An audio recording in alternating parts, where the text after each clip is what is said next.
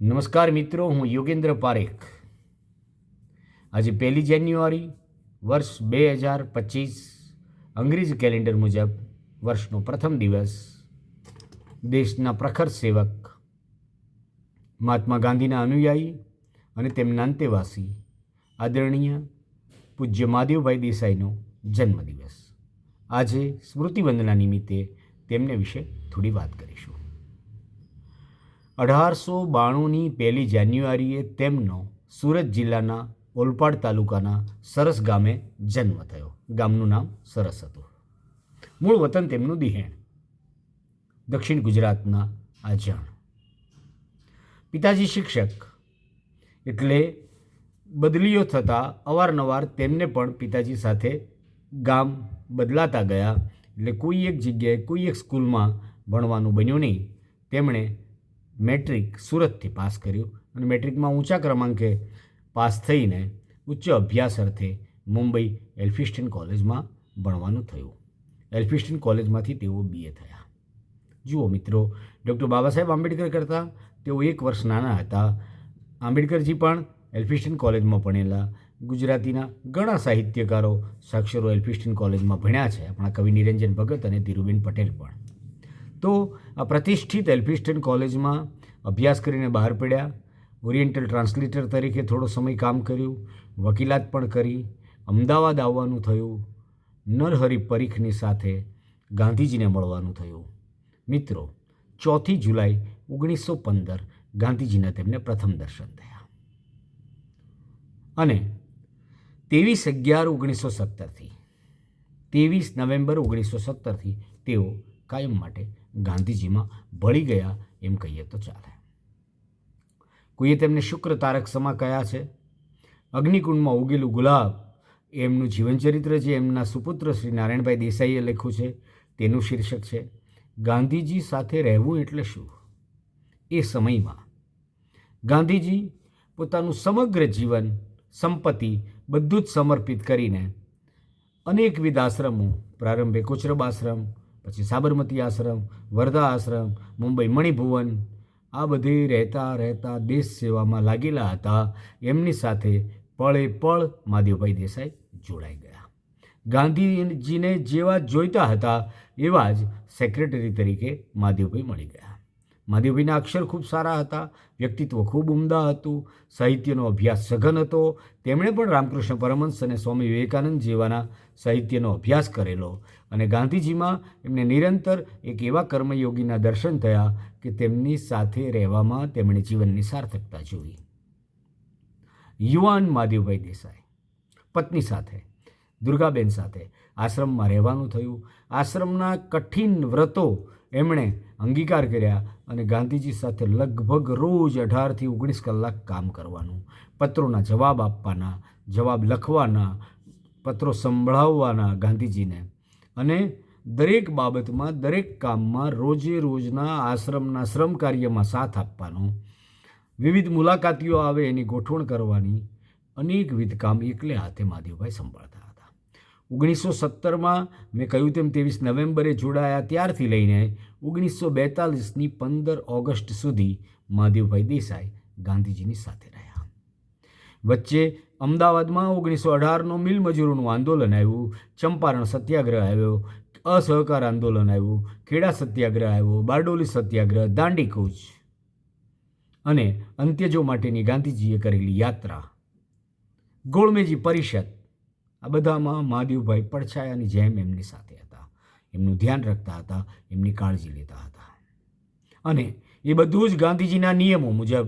કોઈ પણ વસ્તુમાં છૂટછાટ નહીં, સાદગીપૂર્ણ જીવન, ઉચ્ચ વિચાર, ઉચ્ચ આચરણ, એ મુજબ ગાંધીજીની સાથે જીવવાનું ખૂબ કપરું હતું. એ એમણે સહજ રીતે સાધ્ય કર્યું.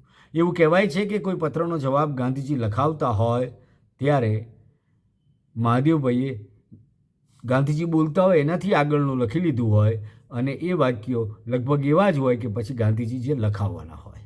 ગાંધીજી સાથે એટલી હદે ઓતપ્રોત થઈ ગયા હતા કે બાપુના મનમાં શું ચાલી રહ્યું છે એનો એમને અંદાજ આવી જતો હતો. આવા મહાદેવભાઈ દેસાઈ માત્ર સેવક નહોતા. મેં કહ્યું તેમ એ સાહિત્ય મર્મજ્ઞ હતા, સુંદર અનુવાદક હતા. મિત્રો, ગાંધીજીના જે પત્રો હતા યંગ ઇન્ડિયા અને નવજીવન, તેમાં અવારનવાર લેખ લખતા, અને એ લેખ લખવા નિમિત્તે એમને જેલવાસ પણ વેઠવો પડેલો. એમણે જ્હોન માર્લેનું ઓન કોમ્પ્રોમાઇઝ એટલે સત્યાગ્રહની મર્યાદા નામે જે પ્રગટ થયું તે અનુવાદ કર્યો. સૌથી મોટું કામ એમણે એ કર્યું કે સત્યના પ્રયોગો ગાંધીજીની આત્મકથાનો અનુવાદ અંગ્રેજીમાં માધવભાઈ દેસાઈએ કર્યો. આ સિવાય એમણે રવિન્દ્રનાથ ટાગોરની ચિત્રાંગદા નાટકનો અનુવાદ કર્યો. પ્રાચીન સાહિત્ય નામનું ટાગોરનું પુસ્તક છે એનો અનુવાદ નરહરી પરીખ સાથે કર્યો. જવાહરલાલ નહેરુની આત્મકથા મારી જીવનકથાનો અનુવાદ ગુજરાતીમાં મહાદેવભાઈએ આપ્યો. આમ મહાદેવભાઈ અનેકવિધ રીતે સક્રિય હતા. એમણે અંગ્રેજીમાં પણ પુસ્તકો લખ્યા.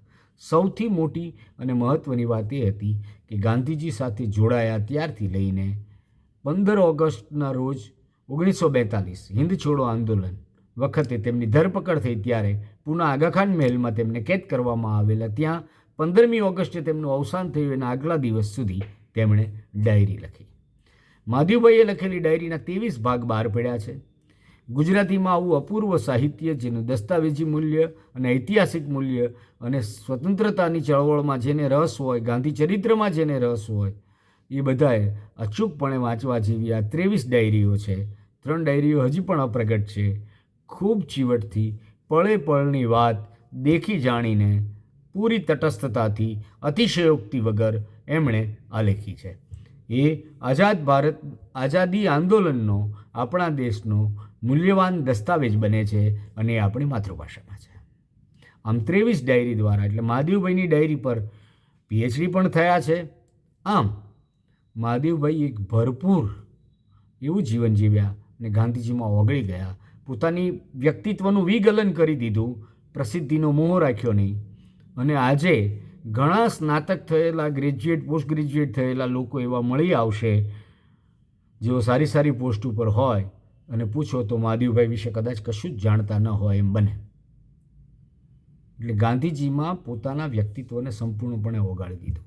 કોઈ એષણાઓ નહોતી, કોઈ સપનાઓ નહોતા. એક જ વાત હતી કે હું બાપુને કેવી રીતે ઉપયોગી થઉં તો બાપુ પૂરેપૂરા દેશને કેવી રીતે ઉપયોગી થાય એની અનુકૂળતા કરી આપવી. આવા મહાદેવભાઈ આપણી વચ્ચેથી 1942ના 15મી ઓગસ્ટે વિદાય થયા. મિત્રો, એમના ચરિત્ર ગ્રંથોમાં એમણે વલ્લભભાઈ વિશે વીર વલ્લભભાઈ એવું પુસ્તક પણ લખ્યું છે. 2 ખુદાઈ ખિદમતગારો એવું ચરિત્ર ગ્રંથ પણ આપ્યો છે. સંત ફ્રાન્સિસ વિશે પણ એમણે લખ્યું છે. આમ એમની અભ્યાસ ચેતના અને રુચિ ક્ષેત્રમાં વૈવિધ્ય ઘણું છે. જુઓ, ચિત્રાંગદા રવિન્દ્રનાથ ટાગોરનું નાટક છે. પ્રાચીન સાહિત્ય રવિન્દ્રનાથ ટાગોરનો સાહિત્ય વિશેનો એક નાનકડું પણ સરસ મજાનું પુસ્તક છે. એનો અનુવાદ પણ મહાદેવભાઈએ આપ્યો. એમ ઉત્તમ અનુવાદક, ઉત્તમ સેવક, ઉત્તમ મનુષ્ય એવા મહાદેવભાઈ દેસાઈના દીકરા નારાયણભાઈ દેસાઈ, જેમણે બાપુનો વારસો જાળવ્યો, એમણે મહાદેવભાઈ દેસાઈનું જીવનચરિત્ર અગ્નિકુંડમાં ઉગેલું ગુલાબ નિમિત્તે તો લખ્યું જ. 24/12/1924ના રોજ નારાયણભાઈનો જન્મ થયો. એમનું પણ શતાબ્દી વર્ષ હમણાં જ પૂરું થયું, અઠવાડિયા પહેલાં. એવા નારાયણભાઈએ 118 ગાંધીકથા લખી અને ગાંધીજી વિશેનું બૃહદ જીવનચરિત્ર લખ્યું અને પિતાનો વારસો એમણે જાળવી રાખ્યો. આપણે નારાયણભાઈ વિશે વિગતે વાત કરીશું. આજે પૂજ્ય મહાદેવભાઈ દેસાઈને ભાવપૂર્વક સ્મૃતિવંદના કરી વિરમું છું. મને આશા છે કે અગ્નિકુંડમાં ઉગેલું ગુલાબ કે શુક્રતારક સમા એવું કશુંક મહાદેવભાઈ વિશે આપને વાંચવાનું મન થાય તો મારી આજનો શ્રમ લેખે લાગશે. મિત્રો, આપનો અભિપ્રાય અવશ્ય આપજો. જો ગમે તો ઇતિહાસના વિદ્યાર્થીઓને કે શિક્ષણમાં જે કોઈ રસ લેતા હોય, થોડુંક ભણતા હોય અથવા ભણવાની ઈચ્છા હોય એવા લોકોને આ વિડીયો મોકલશો, જેથી મહાદેવભાઈ વિશે જાણકારી મેળવી શકે. તો મળીએ છીએ ફરી એક વખત. આપનો આભાર માનું છું. Thank you.